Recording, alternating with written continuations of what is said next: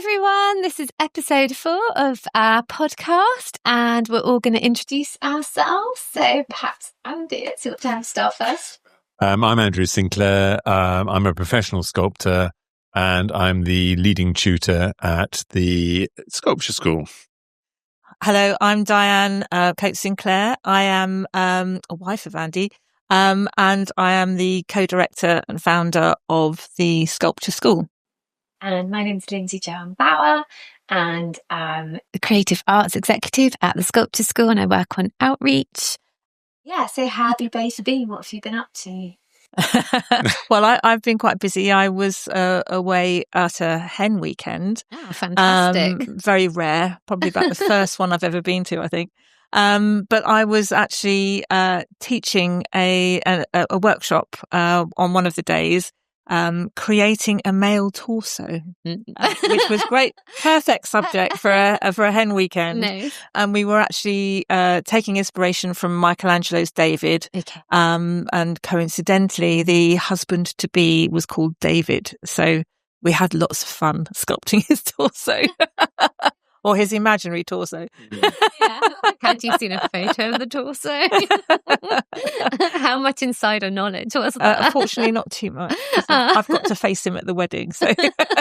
Oh, no, that sounds great. It was really good, actually. It was really good. And all the ladies absolutely loved it. So I think there were 10 of us, or 10 of us altogether anyway. So such a good thing to do for us. Just trying to think of some Hen-dos I've been on. So like the typical one where you go abroad and you've got like a few days away, just like sunbathing and swimming and all that kind of stuff, partying.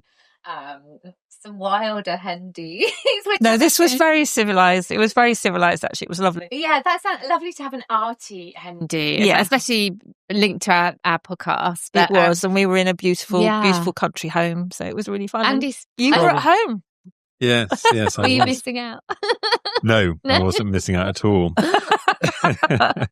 I was catching up with gardening and doing a few little bits and pieces on various sculptures. I seem to have got myself into a state of too much detail, I would say. Not that I don't think it's too much, but it's very complex. And so I'm working out ways of being able to create complexity within sculptures as quickly as I possibly can. That's what I was doing. I think it must be so hard, actually, when you go into the depths of what you're doing, like you do, you know, with your sculptures, to like kind of not get slightly obsessive with details. Teeter along the edge of insanity. I feel like we're matching today. We are. We're kind of coordinated. Except I forgot my earrings. You can borrow some of mine. This is actually like a vintage waistcoat that was originally from, you know, the Bloomsbury Arcade in London. Do you know, in sort of Piccadilly? Yeah. Pretty much opposite Fortnum and Mason's. Yeah. And it's from one of the little shops in there, but I obviously didn't get it there. I got it years later, but I love it because it's very old. So yeah, that's just a waistcoat sideline. Well, it's better than mine then. No, I like it. I like the blue in your waistcoat. And so you've been gardening, doing sunshine and really sort of maybe thinking some of the I'm making aspects of your sculpture. Yeah, I'm making a sculpture at the moment that ties into a desire to want to understand deep time and space. Wow. That's what it's all about. It's got very complex. I've been reading for the last 2 years on those subjects or around those subjects, and it's culminated rather bizarrely in a sculpture. I want to ask you quite a lot about that in a minute because that really interests me. I love like kind of those like philosophical questions about time and space, and I've got lots to say about that. So I'm training for a triathlon at the moment, which is a good thing because I put these trousers on having not worn them for a year. I was like, oh, they're slightly tighter than they normally are. Hopefully that's muscle, but I'm not so sure. So in the last podcast, we mentioned a few times about rules, things like very briefly before about the golden meme. And so I think for the first part of our podcast today, it'd be quite nice to talk about those kind of natural rules that come about as you become a sculptor and you're learning your techniques. And What do we mean by these things, Andy? To me, they represent a kind of secret treasure trove of anatomy and the ability to express yourself in a way that is hidden from the observer, but affects the observer in a very powerful way.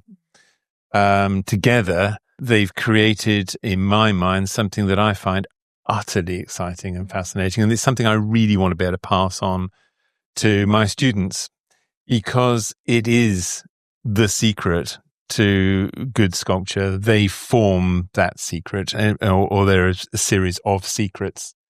And it's great to talk about them because it's really inspiration that drives most people forwards.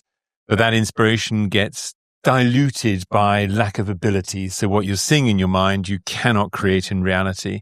And what it should be is that what you're seeing in your mind is surpassed by reality, because as the sculpture develops and all these factors come into play, you get something that is really arresting when you look at it. When you were saying there about quite often you see like someone's got so much potential of what they want to create in a sculpture that they just can't, whether it's getting a likeness or, they just can't kind of access in a sort of physical depiction what they're, what's in their minds. Yeah, what's in their minds. And I've had so many calls when I've been calling people who've shown an interest in our courses.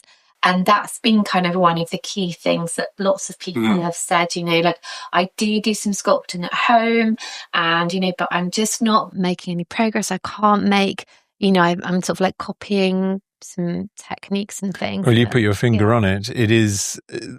It's obvious that if you want to create anything, drawing, a painting, a sculpture, what else can you do other than copy?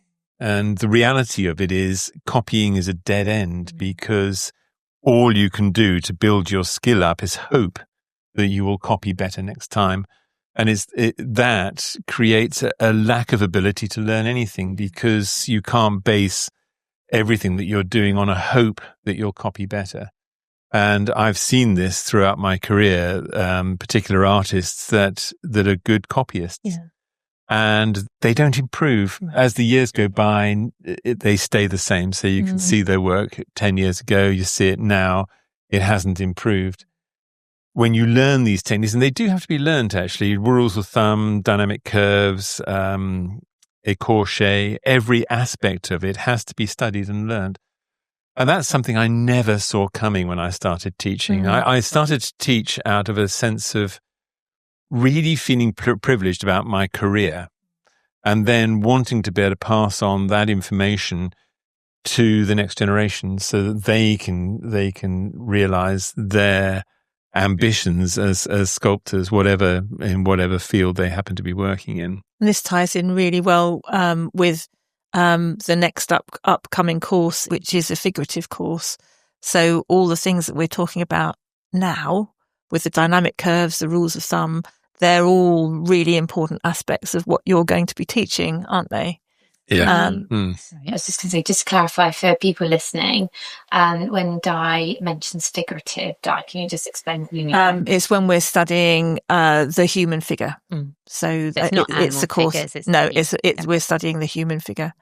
And as you know, we generally have a model in where Andy talks through all the vital anatomy that students need to know.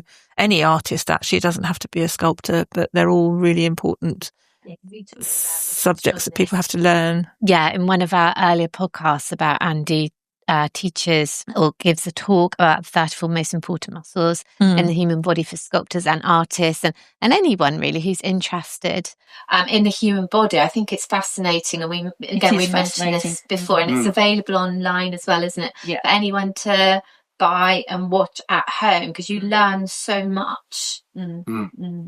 But yeah, should we go into a little bit more detail about one of those areas, so whether it's rules of thumb or golden mean or dynamic curves? Yeah, dynamic curves. And that's one there. There's a sculpture. based on Lindsay. I'm staring at my bottom. Like, that you've given me a nice bottom. I think I made her a little bit curvier than you because I'm fatter, so I have to make her shapely. I'm very happy with it. I am fascinated by evolution. I'm fascinated by the animals that came before us. And I'm fascinated by physical design. And what is unique about us is our design. We are utterly unique. There is no animal, as far as I'm aware, that comes anywhere close to the way that we stand, the way that we hold ourselves, and the way that our body works on a fundamental level. And in order to encompass that, I've developed a system called dynamic curves that is the basic design of the human body. We'll be showing you some images of that as I'm talking about it. But they're simple curves that create a design that repeats itself. So, for example, coming from the jugular notch here down to the xiphoid process, down to the hips, is a beautiful vector curve. A vector curve is a curve that doesn't have any flats in it. So a good example of a vector curve is a balloon. So if you blow a balloon up, it has a perfect curve by the nature of the material and the pressure of the air inside it. That curve then crosses over the pelvis into this very subtle curve at the back of the thighs, crossing over at the knee to a very subtle curve at the front of your tibia or your lower leg. And that curve is created by a muscle called tibialis anterior because the bone itself is dead straight. So these little subtleties that you're learning about this is really important, actually. They create a beauty that is the fundamental aspect of the human body itself. Without it, you're creating a doll or something that has no life, no spirit to it. How many dynamic curves are there? That's a good point. There's one, two. There's two main ones from the side. They come from the profile, the neck, down the front of the body, crossing over to the back of the thigh, crossing over to the front of the lower leg. And then from the back, it goes down the back of the rib cage, following that line beautifully, crossing over at the pelvis to the lovely curves that you get at the front of the thigh. Are they different in men and women? No, interestingly, they're almost identical. Yeah. In fact, the difference between the genders I find really unexpected. Okay. And the genders are incredibly similar. There are just subtle in terms differences. Of the skeleton and the dynamic curves. It's just the weight and the strength of the muscles that actually changes the figure, isn't it, really? Yes, it is. Yeah. Do you want to say a little bit more about that now, or as part of dynamic curves, or come back to that later? I think we can come back to it. What I want to do in this podcast really is inspire people. So it's not a lesson as such, it's about inspiring. So rather than labouring a point, it's and teaching right now, I think as the podcasts move on, I'll be teaching everything that you need to know about sculpture, but in segments rather than teaching like I would do in class. So basically, if you were to sum up dynamic curves, just for listeners, how would you, if you could sum up in one sentence, how would you describe? The most important thing about them, the thing that really fascinates me, that really gets me every time, is the uniqueness. We are utterly unique. And as a species, we're incredibly narcissistic and arrogant. We think that we are made in the image of God. And there is an element of truth to that, in that it's almost like a kind of magic. There is no other animal that has dynamic curves. There isn't one. There's nothing I can think of. Chimpanzees don't. Orangutans don't. All our closest relatives don't have these curves. And the way that we stand, the way that we present ourselves is unique. There's no balancing tail. And that, for a biped, is almost unheard of. We created a phrase for what animals have instead, though, didn't we? Yes, animal anatomy is based on what I call chevron dynamics. So we've got dynamic curves for humans, chevron dynamics for animals, all other animals. And what do you mean by chevron dynamics? It's based on triangles. So if you're looking at the shoulders of, say, let's imagine that there's a lion in front of us, the scapula will come down at an angle of about 45 degrees to the point of the shoulder. That will be this area here. And then it will go backwards to the elbow, creating a triangle like that, or a chevron shape. You see those chevrons on the motorway when you are supposed to keep two. And a sharp bend. Oh, the ones on the front, yeah. The ones you take no notice of. That's because you're like a little rocket.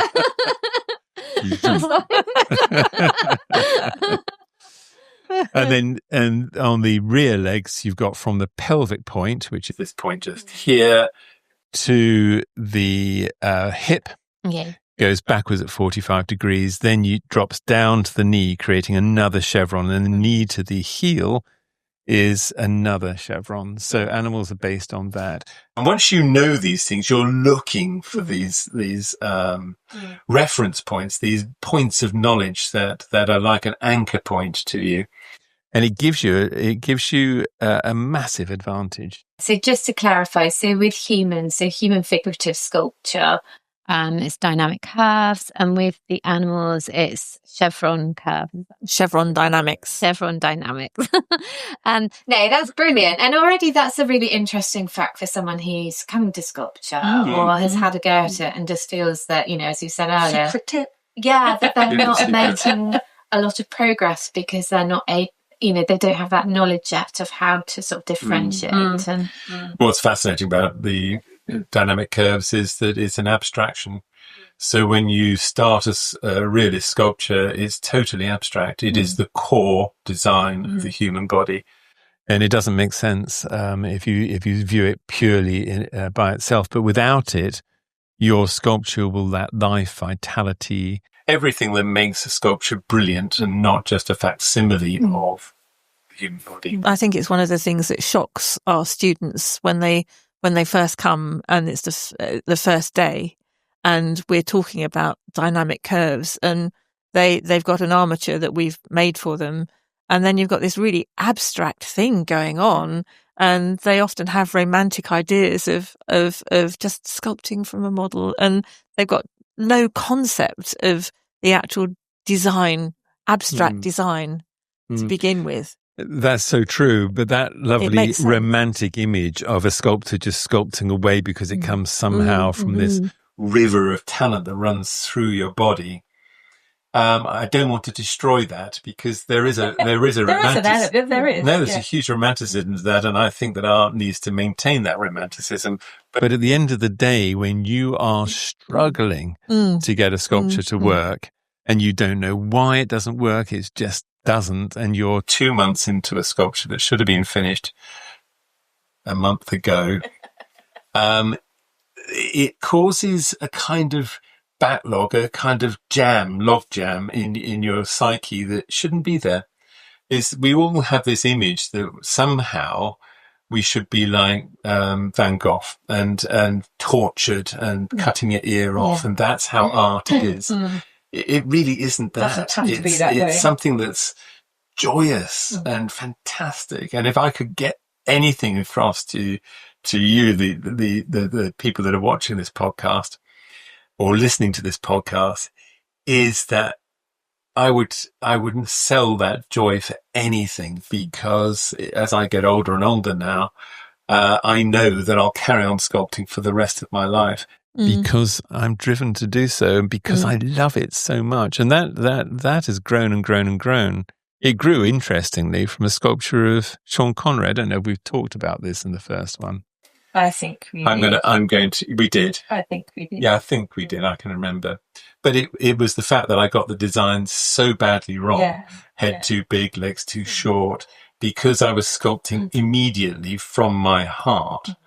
And I was devastated. And so it came from a practical need. So it's a blend of heart and head, isn't it? It is. It is. It's where science meets art. Yeah. Let's think about rules of thumb. Rules of thumb are applied to areas where anatomy doesn't really work. So the classic examples of that are feet, hands, and faces. Did you say anatomy doesn't really work? Why doesn't anatomy really work? It's conventional anatomy is about bone and muscle. Okay. And when you're looking at the human face, it's covered in 8 fat pads. And it's the fat pads that create the shape that we take for granted. So our cheek lines, for example, here, they're not there because of muscles. They're there because there's a big fat pad coming across here like that. Another one coming down the side here. And this is fat all across the top of the lips. So it creates this little furrow that runs down to what's called the node at either side of the mouth, just there. It covers all the muscular anatomy of the face. So I'm looking at you, and you're looking at me, and I'm looking at you. There's not a muscle to be seen. And even the cheekbones are difficult to actually quantify when you come to sculpt. So all of these things have to be understood. So rather than trying to work it out through anatomy, which you can't see, it's the face is constructed, the hands and the feet are constructed with what I call rules of thumb, which are generally true. So it gives you a way of creating an anchor for yourself. You understand where you're coming from and how you apply that to the person that you happen to be doing a portrait of, for example. One of the rules of thumb you could describe is, because we talked about the ears last time. We've talked about it before, yeah. But the rule of thumb with 5 eyes is a really good one, isn't it? Yeah, it's a way of creating a balanced head is from here to here is approximately 6 inches. And it's split up into 5 equal parts. So you've got an eye between the eyes if you're just looking at it face on. Well, if you're a perfect generic face. So what we're doing is working from a generic face, what it should be if you are perfect. So it should be an eye distance between the eyes. Then you've got 2, 3 eyes, of course, because the eyes themselves. And when we're talking about the eye, it's from the corner of the eye on the outside to the tear duct on the inside of the eye, which is approximately 33 millimeters if you're perfect. Okay. Yeah. And then from here, if you're taking your measurement on a 2-dimensional measurement, which means you're coming out and going backwards like that, that's the depth of the width of an eye as well. Yeah. So it's 1, 2, 3, 4, 5 eyes wide. And that gives you a lovely reference point for you to be able to determine how somebody's face is constructed when you're doing a portrait. So nobody's perfect. Actually, we did have Ross working for us. Yes. And Ross was our model as well for a while.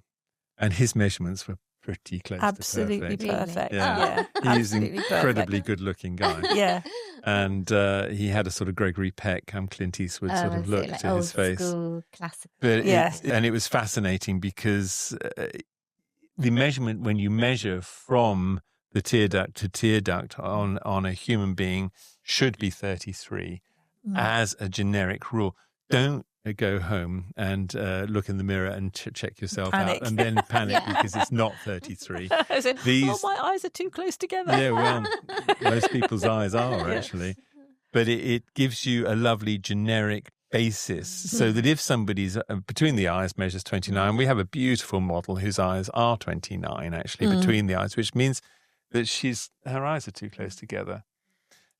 According to rules of thumb. It doesn't stop the fact that she's stunningly beautiful. No. Sometimes rules don't translate necessarily. The rules are there. Yes. It's nothing to do with that. No. In fact, you can get, I think that real beauty and ugliness are incredibly very close, aren't they? Pretty is okay. It's the quirks, isn't it? And the quirks that make people's faces fascinating and interesting. Yeah. Just those slight differences. It's like I love dimples and, or like... It's less to do with what your personal preferences are. It's about working out a map of the face that you understand. Yes. So if that distance is 33, then to the edge of both eyes here, should be 99, of course. And then again, from that measurement, you know exactly what you're doing. And one of the most important things about eyes is as soon as you start to sculpt them, they do that and get small. Sorry. So it helps you stop that from happening. It's also one of the things that we cover on a Taste of Sculpture Day. When we're doing the generic head, these rules of thumb become really important, don't they? Because we're not working from a model. Yeah. So they're really good guidelines to help You're constructing people create a face something that's a beautiful human head from knowledge. And so, for example, if you take a measurement from the bottom of the chin here to the top of the head, just above your ears, the width of your head will be the golden mean of that. Now, that's something that you mentioned right at the beginning, and it's a nice time golden to bring mean. it up. It's brilliant. Yeah. It's the golden mean, and it enables you to get a beautiful head. What actually is it? It's difficult to explain because it's a mathematical phenomena. So I've read it so many times and it means nothing to me. Right. But what it does is create the perfect rectangle. And when you can see it most clearly in the human body and I will bring the calipers in at some point on one of our podcasts. But if you hold your hand straight, and it has to be straight like that, that bone there is 1.6 longer than this bone here, which is 1.6 longer than this bone here. And that is the golden mean. And it's the most pertinent place to see the golden mean on the human body. The human body is absolutely riddled with the golden mean. But take, for example, the head that we've just been talking about. Not everybody's head is in the perfect golden mean. It's if you're making a little generic head, then using the golden mean to do that gives that height to width absolutely perfectly. And you'll get the best results from that. And again, it's a grounding, so it's your anchor point. It's not written in stone. And that's the whole point of rules of thumb, is that they are generally true. So it helps you to understand what's generally true and what's not. And generally true could be 60% of the time. It's true. 40% of the time it isn't. And a good example of that is sacral dimples. So sacral dimples are really important because they help define the back, which is difficult to define because most people's backs are bland. So sacral dimples are very important in sculpture. 60% of people have sacral dimples. 40%, they're just not visible. I don't have them, do I? They're not there. Did I put them in on the sculpture? Are they there? Yes. They are there. You would turn it around so Good. This is the good thing with sculpture, though. So obviously, I don't have sacral dimples, but when you sculpt, you can bring in the kind of the sort of extra niceties of that sort of ability, that knowledge. And pop in these little things to kind of enhance your sculpture. Yeah. Well, it draws it in and makes the sculpture into that wow factor. And it's these are little secrets that's what they're there for, is to create the wow factor. I want some sacral. We'll have Could to we get go them back, surgically applied. just to the golden mean for a second, because the other people may have come across the Fibonacci sequence. So I've heard of this, and the golden mean is part of that, and it's what makes nature uses the golden mean or the Fibonacci sequence all the time. So snail shells, nautilus shells, Romanesco cauliflowers all have this beautiful radiating pattern or shape. All of it works on the golden mean. And it's all the golden mean. It's kind of like natural mathematical codes, isn't it? It is. It is, yeah. I think Exactly if people think of like Dan Brown, the Da Vinci Code. Yeah. And I was just thinking this ties in unexpectedly. I'm very happy about this. In flower petals, the way they all radiate out. It's all from the same. So these kind of magical sequence. codes. And it's got a history, just like you were saying, with the coding in those letters, is that it's got a history to it. The ancient Greeks knew about it. Yeah. It was revived in the Renaissance. Yeah.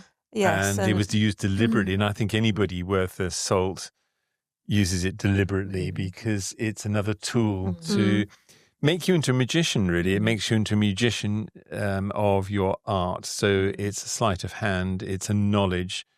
that is exciting to have. It's very exciting. I think some artists use it inadvertently as well. Any good in designer, the creation of their if they're a good painting designer, or they'll any use design. it by accident. Yeah.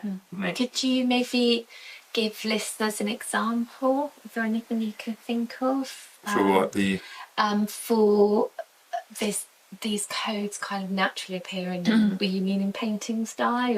Or? Well, I think Da Vinci used it a lot in his paintings, and I know art historians go back and look at paintings and put in the Fibonacci sequence as a diagram, and you can see how the paintings have been created through using that design by compositions dividing. are very often created in that and sequence. I think that a good artist does it by accident, does it naturally. So when historians are placing the Fibonacci sequence into a painting, I'm not absolutely sure that they used it deliberately in the first place, if you see what I mean. It just happened that because they're so good at what they do, it flows in them naturally. They see the composition in a perfect sense that relates back to it. And that ties in as well. Is it fractals, Andy, that's again kind of linked? Is that right? Am I thinking of that thing? My view of fractals is repeated shapes that run through the body. And I think I do remember that we did cover it on the first podcast, is that the neck slopes backwards at more or less 80 degrees. Then you've got the pelvis and the lower tummy doing the same thing. Particularly if you're Western European, we have anteriorly tilted pelvises, which means they're tilted forwards like that. And then that is repeated again in the knee. So you get these lovely repeat patterns that run through the body. And again, it's something that just becomes part of your inherent knowledge. So you're using it all the time when you are sculpting, and you're deliberately doing so. You're looking for it. And I think that gives you real power. Well, so when you sculpt a human figure, and we'll talk about animals in just a sec, when you sculpt a human figure, if you, like when you sculpt a sort of a male and a female figure, what would you always want to include? I was thinking of Di with, just remind me again, the term for the dimples in the bottom. Sacral dimples. Sacral dimples. So I was thinking you've put that into this figure of because that's kind of like an extra way of like beautifying something. So yeah, what are your kind of special added beautifying? Je ne sais quoi. Yeah, that's what, je ne sais The je ne sais quoi.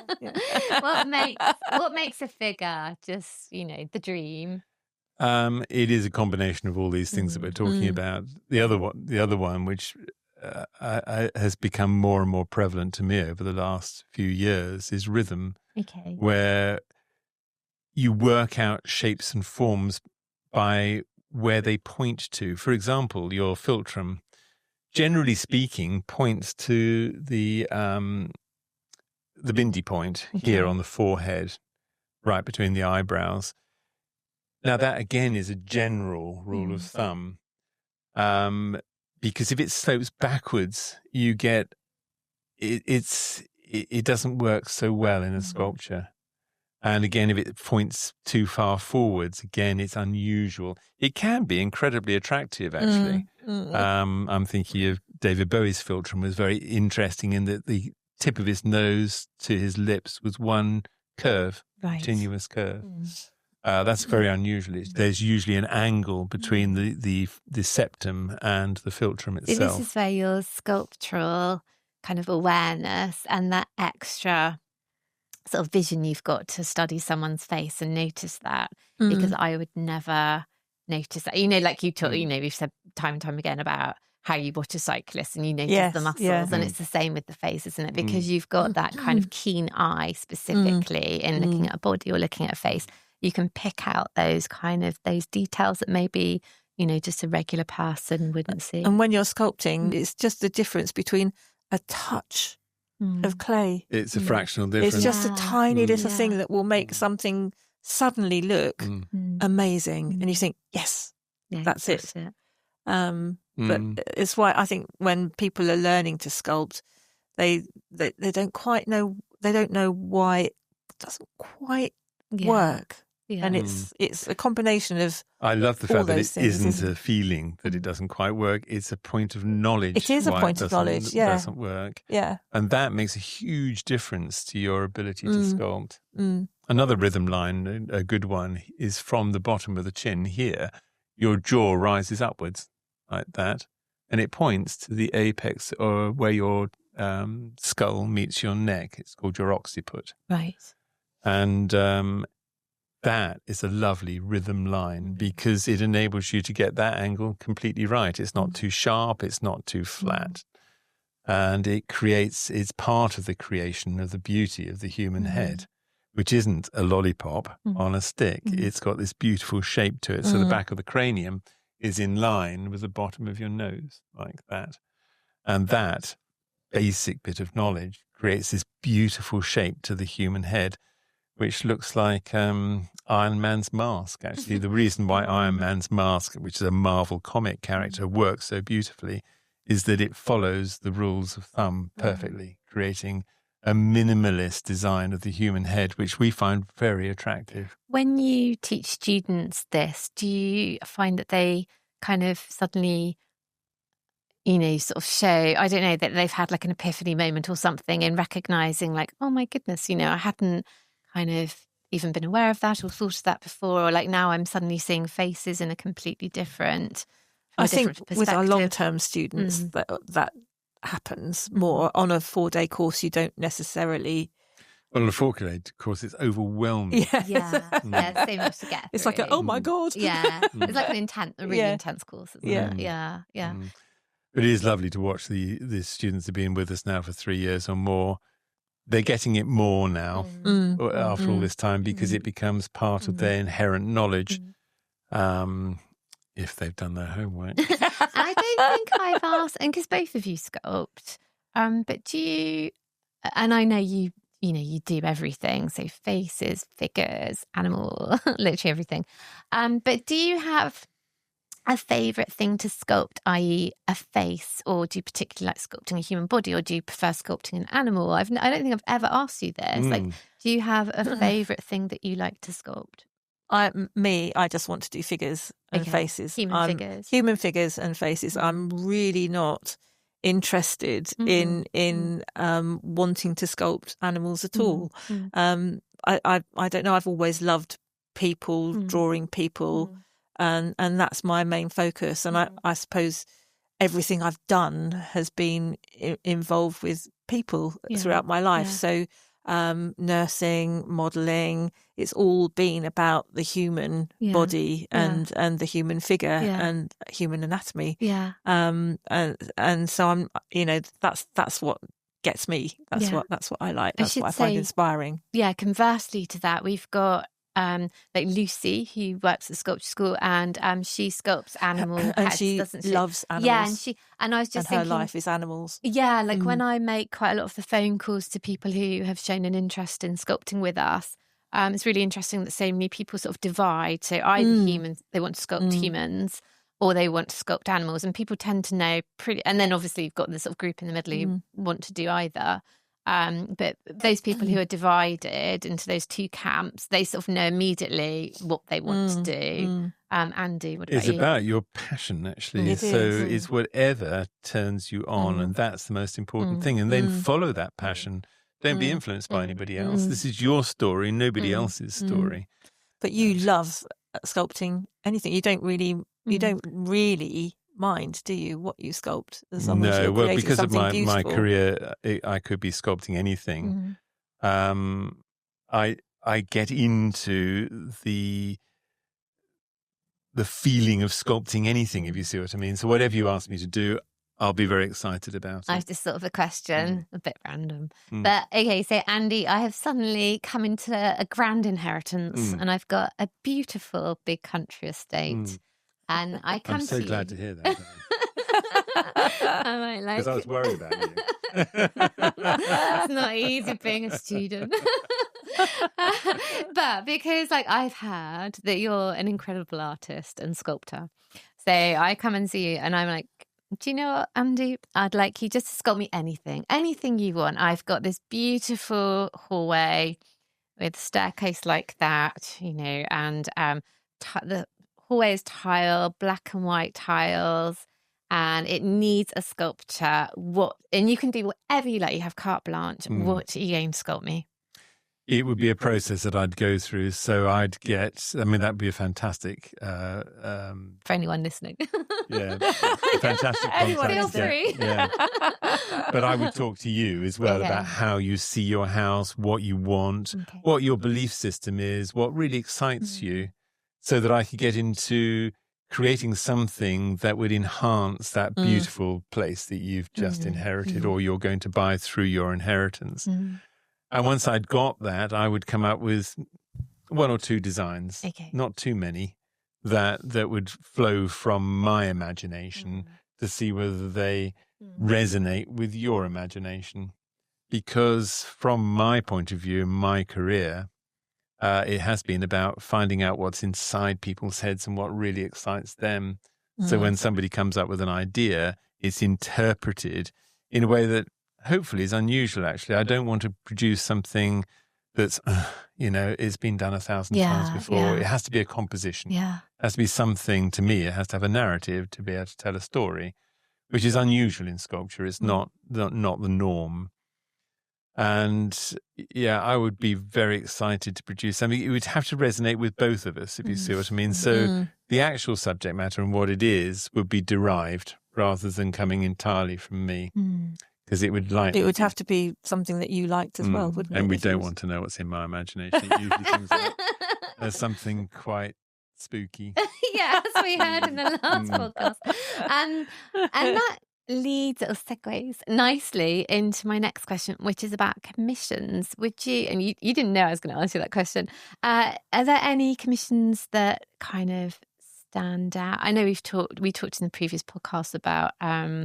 or the podcast before about the bronze Duke of Wellington. The Duke of Wellington's regiment. So if we sort of park that one because we've already discussed it, is there another commission that sort of stands out that you're asked to come up with some ideas? And I know you've worked sort of in the corporate sector and for private clients as well. But can you just talk a little bit about commissions?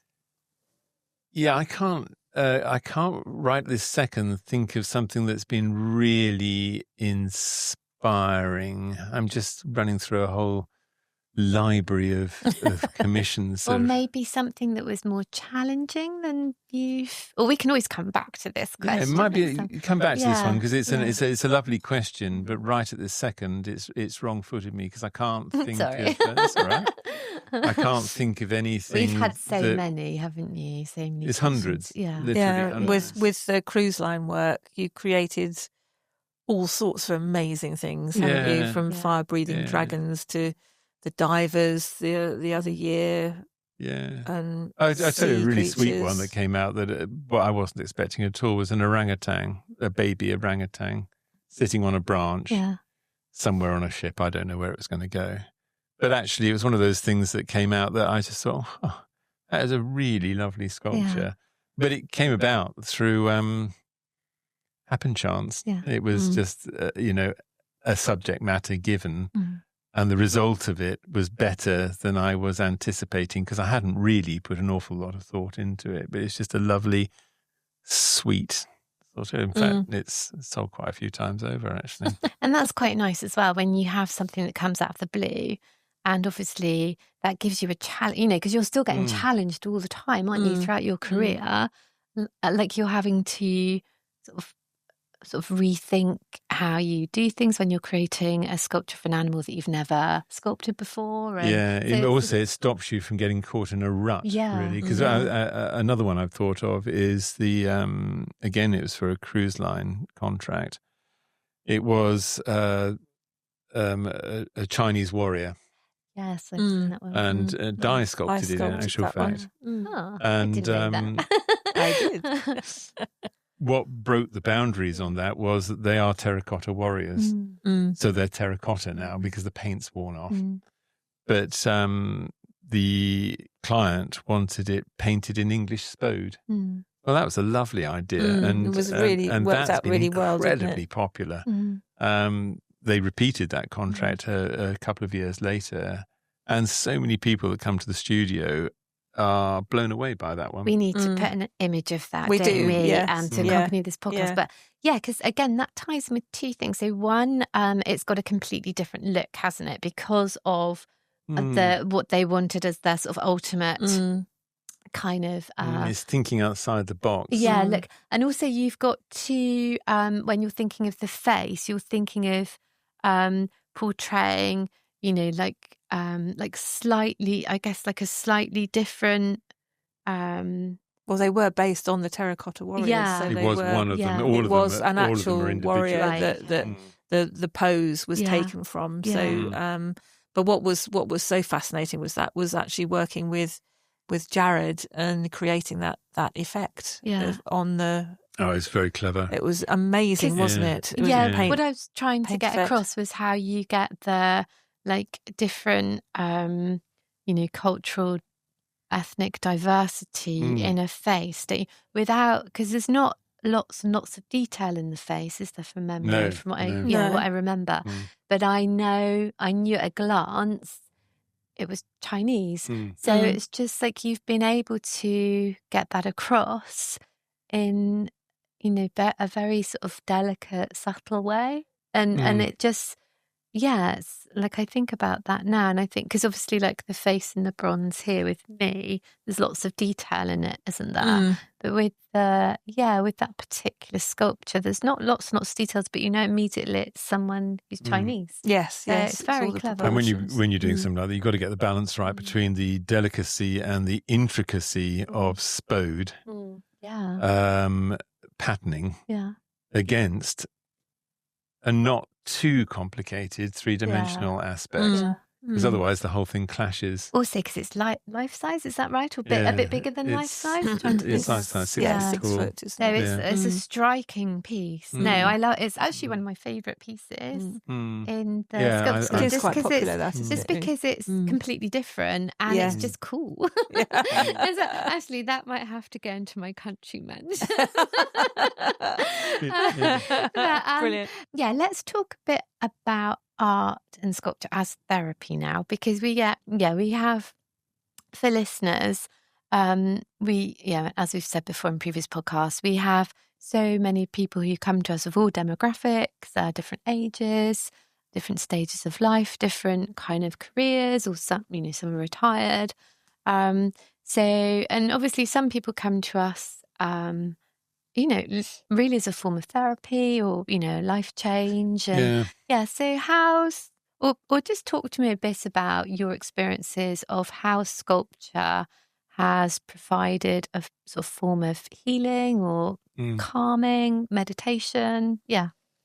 That was an aspect that I never saw coming, because when we sat down in the pub 12, 13 years ago. A long time ago. 2010. A long time ago.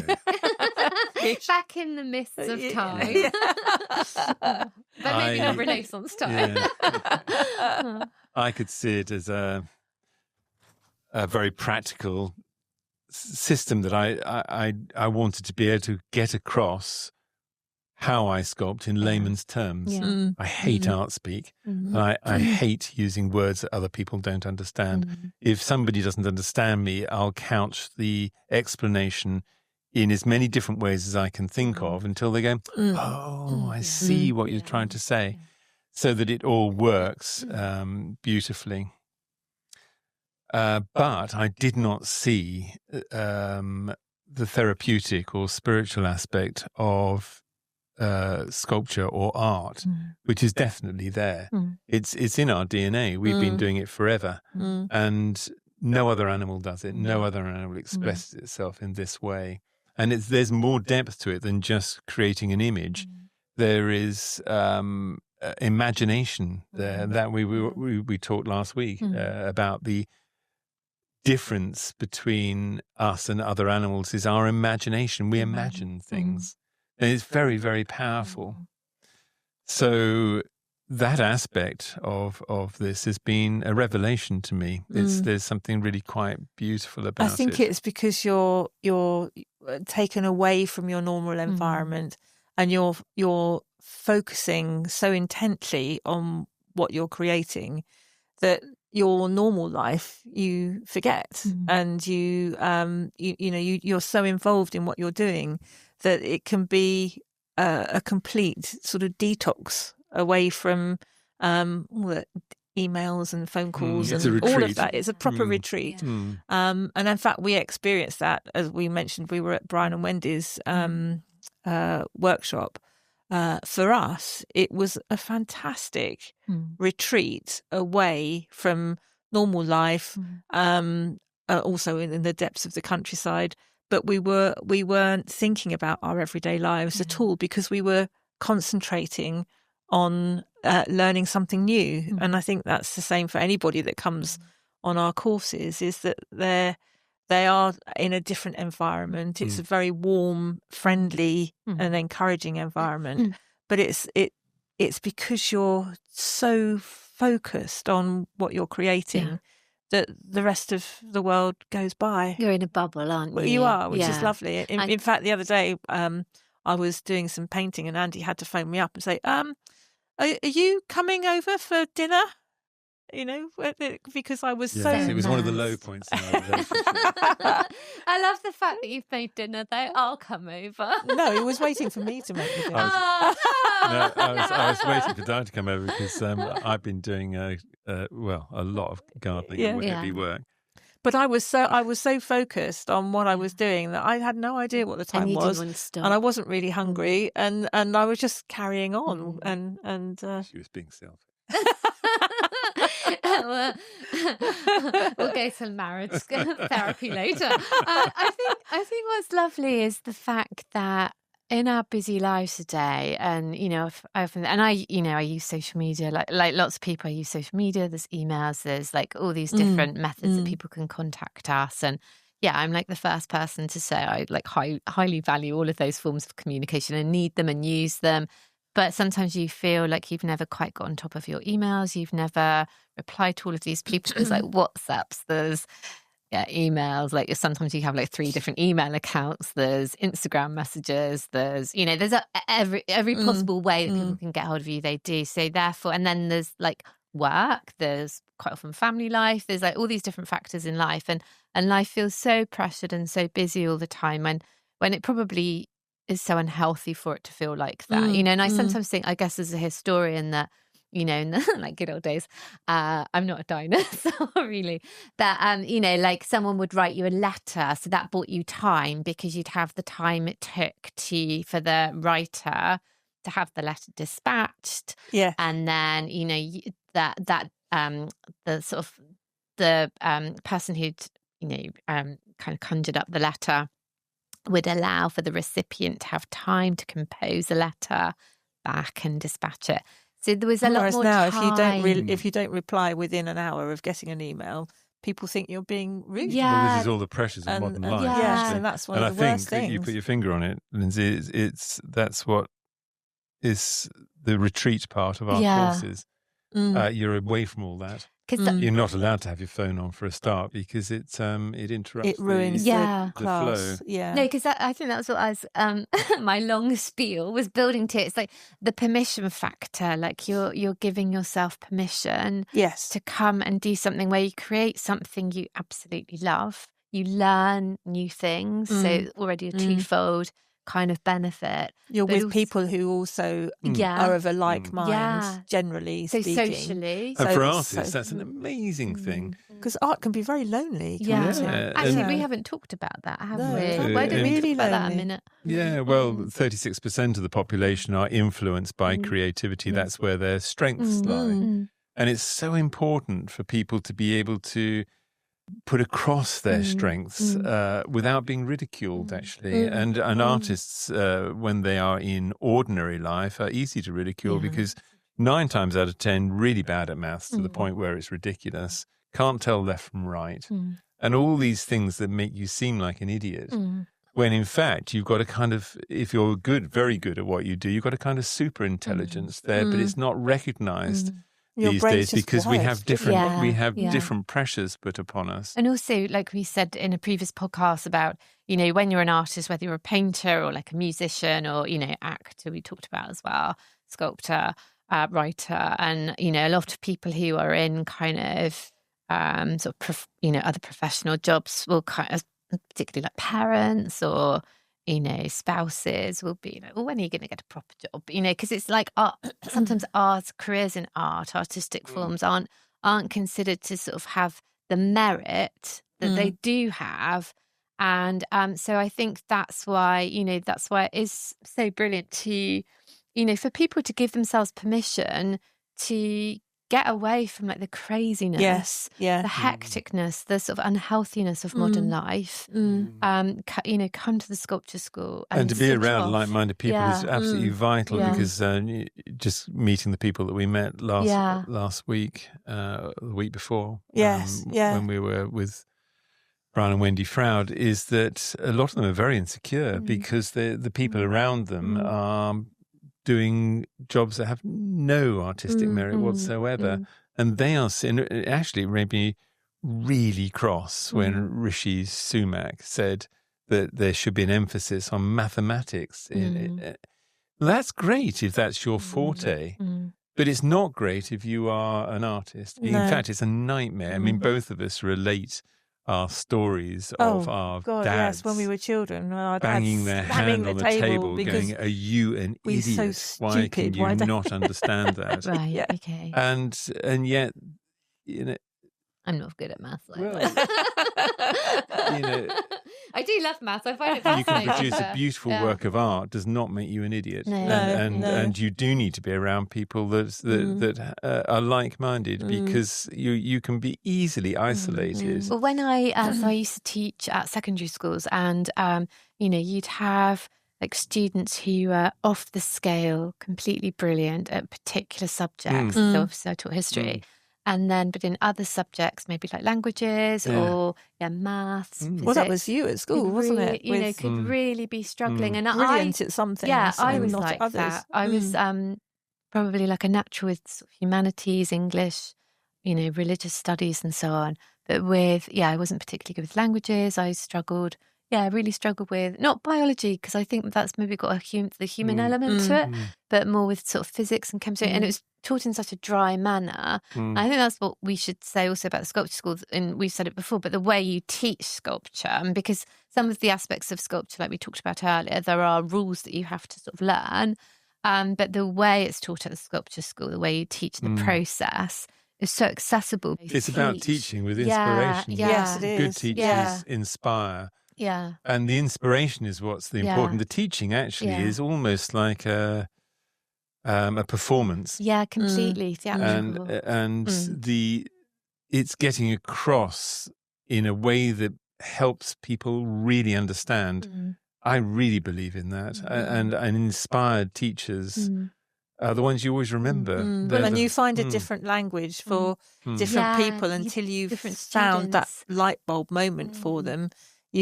Some people think in pictures, some people are analytical, and until you get that little ping, you keep trying another way of explaining it. It's always about finding another way and repetition, constant repetition. Students don't notice the repetition.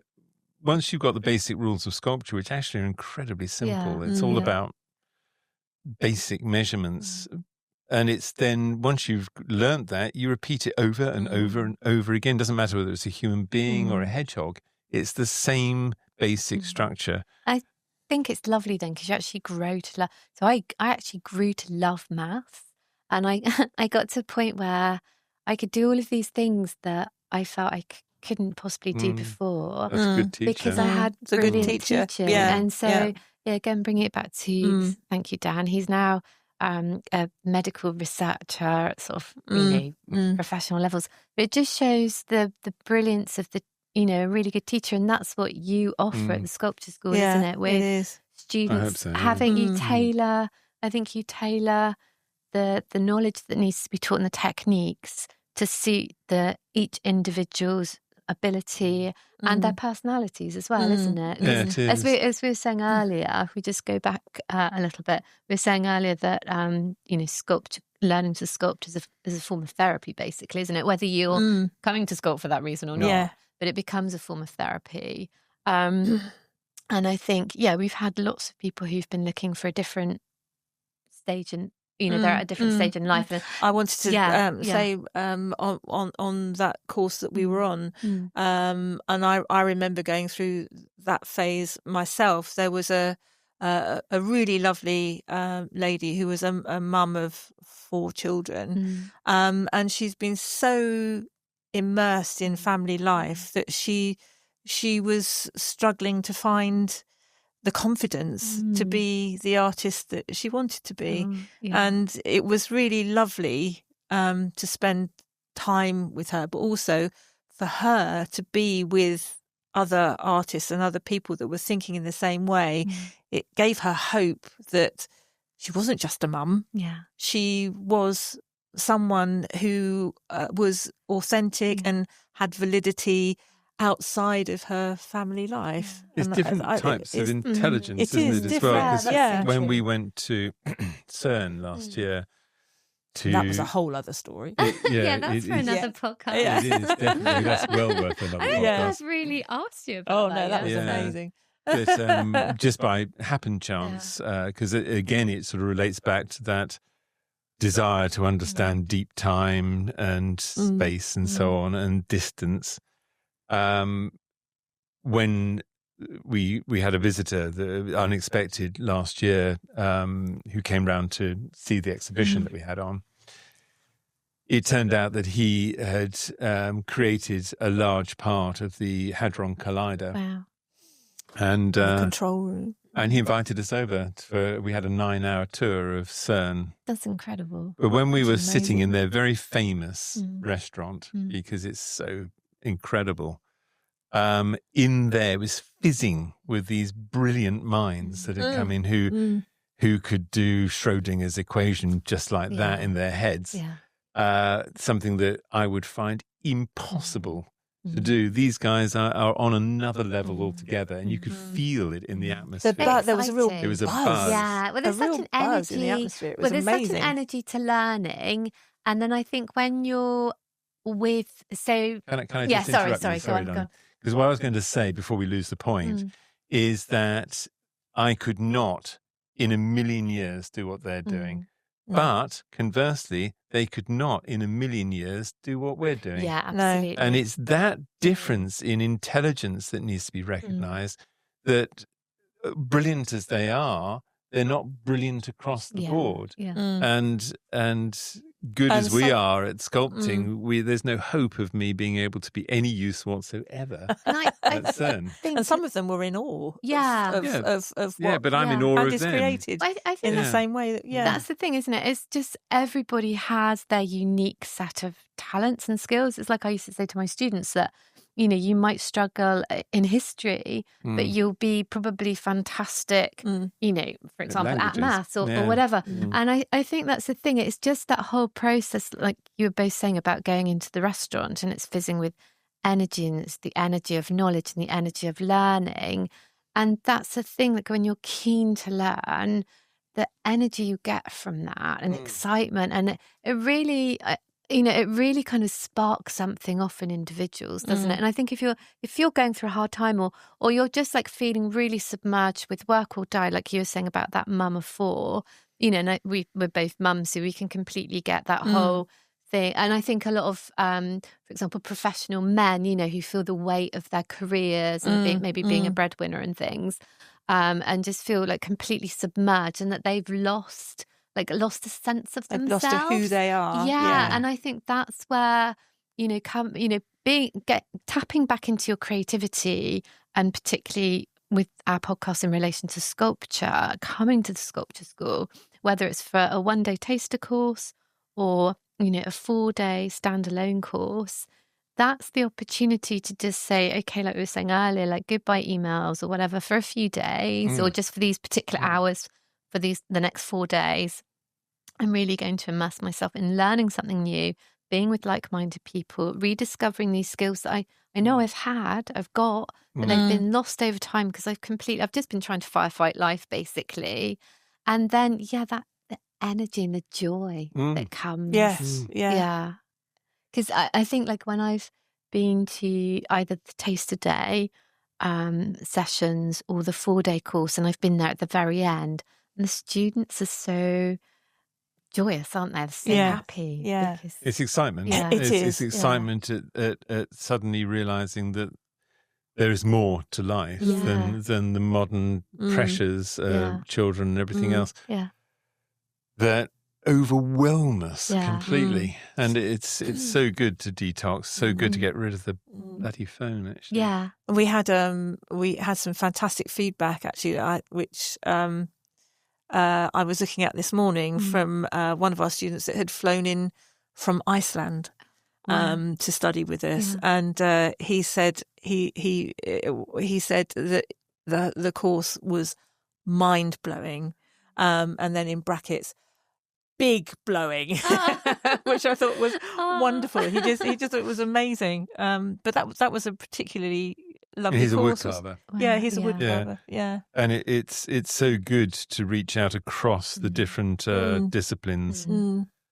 Because the rules are always going to be the same. If you're doing realist art, it doesn't apply. If you're doing it's more impressionist, or that's not the right word, isn't it? Not impressionist. What's the word am I looking for? Abstract. Yeah. You too. Oh. I'm his We'll dictionary. fill you in. We'll fill you in later. Thesaurus. Yeah. No, I just think it's just that whole. Lots of people feel that I wrote a book, and lots of women who took part in the book said they felt they'd lost themselves over time. And there's so many people, that I speak to, men and women, and all genders, and lots of people through the course of their lives. I think particularly maybe sort of in your 30s, 40s, and going onwards. Sometimes we all feel we've sort of lost that sort of intrinsic part of who we are, and that's why tapping back into our creative selves. Well, it's finding your own self-belief again. It is actually, and I think that's the key to whatever it is that's really, really going to inspire you in your life. Yeah, because potentially we've got a group of students that are going to come shortly and do a special taster day with us, and they've got they've just been sort of over the last sort of few years diagnosed with a neurological disease that means that some of their ability to do certain things has been impacted. But we can work with that. And I know you said, was it last week, Di, or recently, that you've had a few students that have come on the sculpture courses that have had, I don't want to call it like special needs or something, but just they've struggled with a few things, and you've been able to accommodate those Yes, issues? we've had a variety of people who have had road accidents, or they've got a long-term disease like MS or something, whether they've an amputee or whatever. We can still look after them and help them to sculpt. Most artists have special needs. Yeah. Of one kind or not another. meant to say that. Maybe on that note, or just basically, it doesn't matter what you struggle with in life, sculpture will completely restore your love of life. And coming to the sculpture school would just make you, rediscover yourself and be happy again. So on that note, and send in your questions. And we've got courses coming up in June. But thank you so much, and we'll see you next time. Thank you.